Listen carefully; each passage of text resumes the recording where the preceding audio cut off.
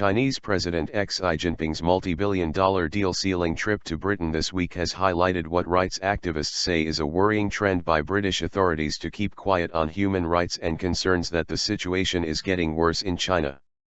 And while Xi told reporters in Britain that Beijing has room to improve its human rights, he said nothing about an ongoing crackdown on rights lawyers, activists, and their children in China. Net widening. In a newly released update on Friday about China's crackdown on lawyers, the Hong Kong-based China Human Rights Lawyers Concern Group said that some 300 people, including lawyers, law firms, staff, human rights advocates and members of their families have been swept up in the ever-widening net. Most of the lawyers have been released, but more than 30 are still being held under some form of detention and their whereabouts are unknown. According to the Lawyers Network Group, most are being held under residential surveillance at a designated location. Only one of the individuals targeted has been able to see a lawyer, while most families have yet to receive official notification about why their loved ones are being held. China says the cases are being handled in accordance with the law. However, lawyers and activists note that the refusal to notify family members of the charges they face, where they are being held, or give them access to lawyers, as well as the persecution of family members, including children, are all violations of China's own laws. We're seeing it getting worse from a different aspect.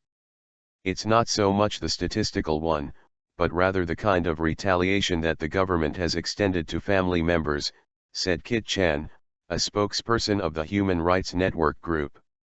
Chan said that while many groups are speaking out about the situation, it is regretful to see that the British government is actually taking a very soft position, trading off the human rights concern with the business concern.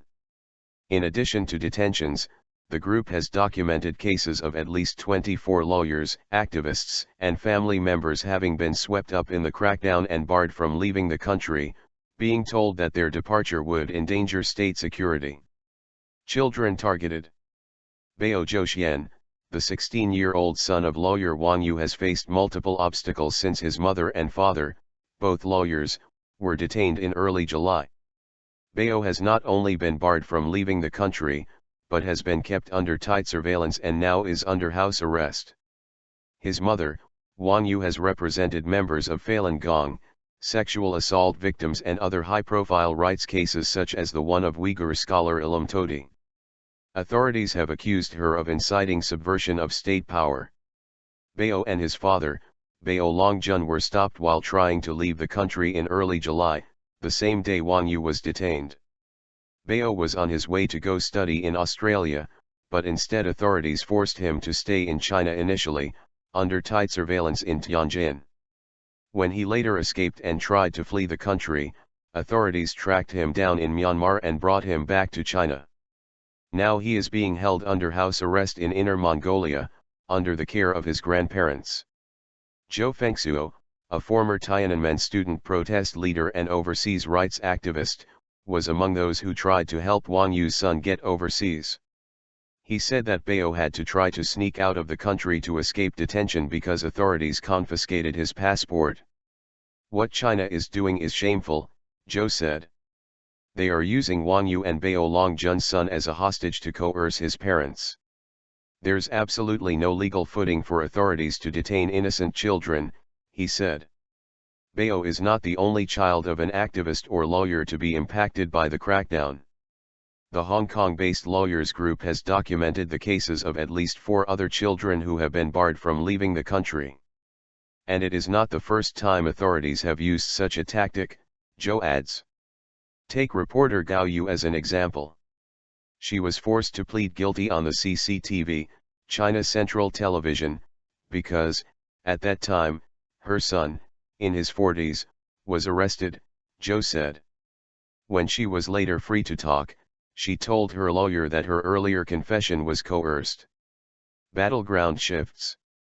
But, while international human rights pressure groups, Chinese dissidents, and Tibetan rights activists rallied on the sidelines of President Xi's visit, British officials did not directly raise the issue publicly during the visit.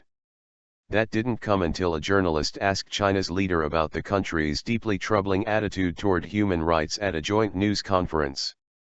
In response, President Xi said that China, like other countries in the world, has room to improve, but stressed that Beijing is pursuing a path that is suited to its own national conditions.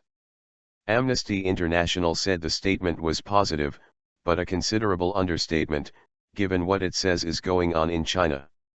What is needed is action, and that could start with the release of lawyers such as Wang Yu and others, said Alan Hogarth, head of advocacy and programs at Amnesty International UK.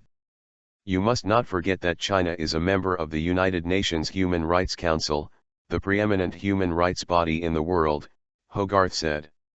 If it is sincere about human rights, it must engage in dialogue and it must take action to alleviate human rights abuses in China. Ge Yangzi, a rights lawyer who was detained in July and later released, said that many in China were disappointed that Britain did not do more to raise the rights issue during the visit. Ge said that if no action is taken to make progress, President Xi's remarks were just empty talk. He also said international leaders need to be aware of the Chinese president's two-faced approach. Xi's aim is to win international recognition abroad, while securing authoritarian rule at home, Ge said.